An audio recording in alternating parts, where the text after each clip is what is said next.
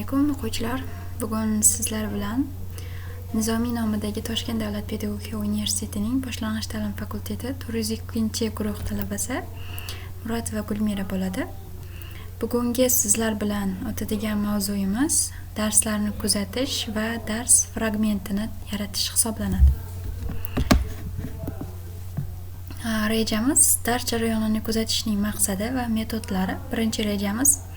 Ikkinchi rejamiz dars fragmentini tanlash va tahlil qilish.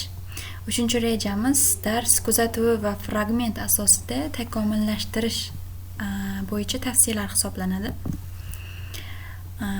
Xo'sh, dars jarayonini kuzatishning maqsadi bu dars jarayonini kuzatish, bu ta'lim sifatini oshirish, o'qituvchilarning faoliyatini baholash va o'quvchilarning bilimini aniqlash maqsadida amalga oshiriladigan jarayon hisoblanadi. Bu jarayon ta'limni takomillashtirish va o'qitish usullarini rivojlantirishda muhim ahamiyatga ega. O'qituvchilar darslarida o'zaro fikr almashuv va tajriba almashish orqali o'z faoliyatlarini baholash imkoniyatiga ega bo'ladi. Bu esa o'quvchilarning muvaffaqiyatini oshirishga yordam beradi. Dars jarayonini kuzatish metodlari. Bular kuzatish metodlarining turlari hisoblanadi. Ya'ni to'g'ridan to'g'ri kuzatish. Bunda o'qituvchi dars jarayonini bevosita kuzatadi, ya'ni o'zi kuzatadi. Ikkinchi kuzatuv bo'lsa video kuzatish. Darsni yozib olib, keyinchalik uni ko'rish va tahlil qilish imkoniyati hisoblanadi.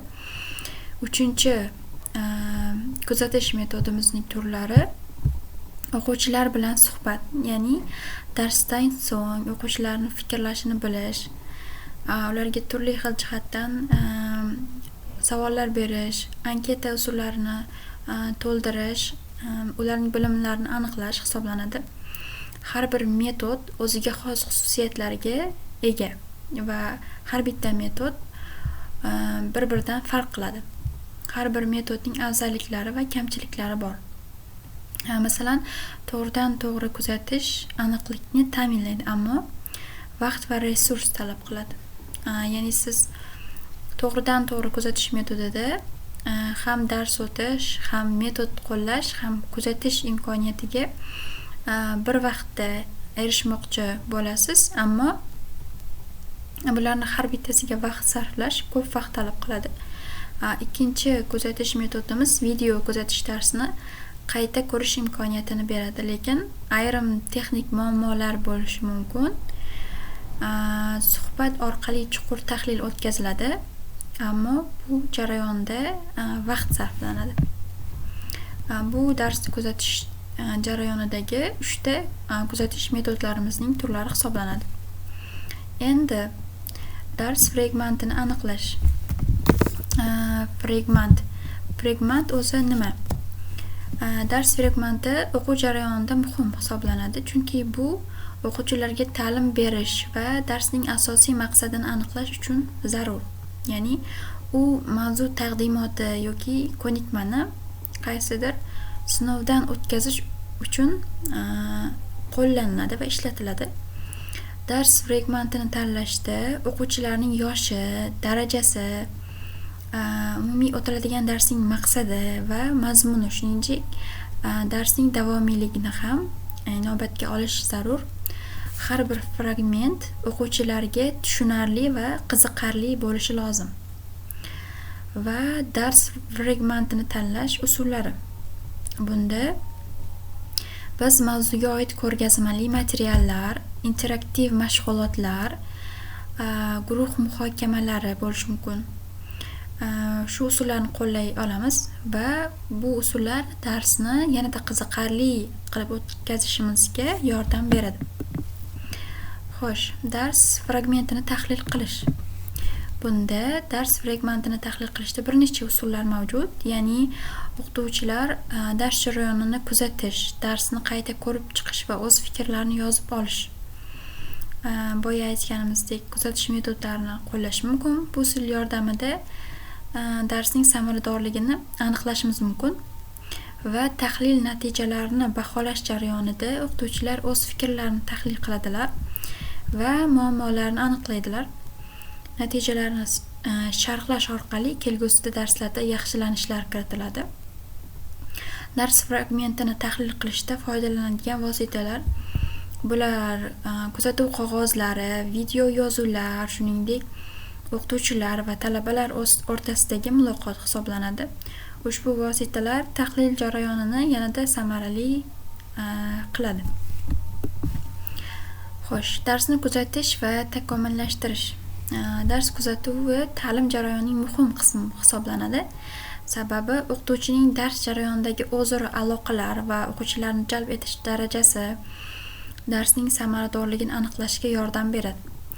Kuzatuv natijalarini tahlil qilish orqali darsda qanday o'zgarishlar qilish kerakligi, darsdagi kamchiliklar, yutuqlar kabi narsalar yozib olinadi va tahlil qilinadi. Takomillashtirish uchun quyidagi tavsiyalarni ko'rib chiqishimiz zarur bo'ladi. Masalan, darslarni rejalashtirishda o'qituvchilarning ehtiyojlari inobatga olish kerak. Ikkinchisi, o'qitish metodlarini diversifikatsiya qilish kerak.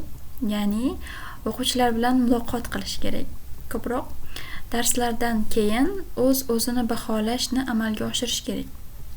Bunda o'qituvchi darsdan keyin o'zining o'tgan mavzusini qay darajada o'ta olganligi, o'ziga berilgan dars davomida qanday xato va kamchiliklar yuzaga kelganligini o'zini tahlil qilishi lozim bo'ladi. Ushbu tavsiyalar yordamida darsni yanada samarali tashkil qilish mumkin. Dars fragmentini yaratish usullari bular. Birinchi navbatda fragment o'zi nima?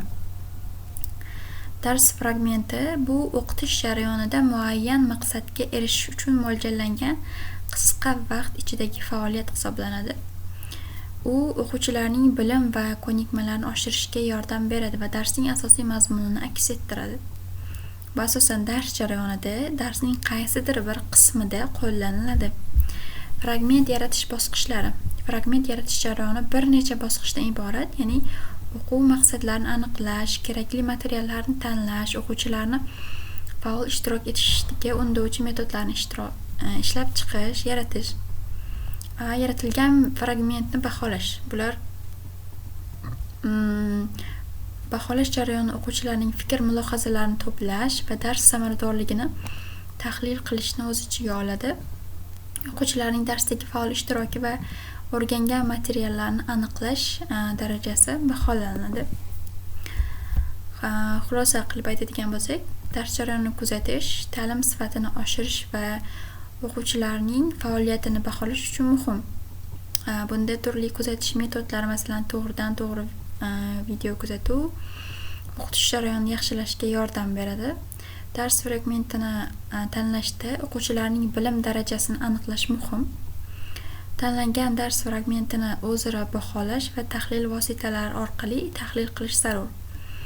Dars kuzatuv natijalarini tahlil qilib, o'qitish jarayonini takomillashtirish uchun tavsiyalar berish kerak.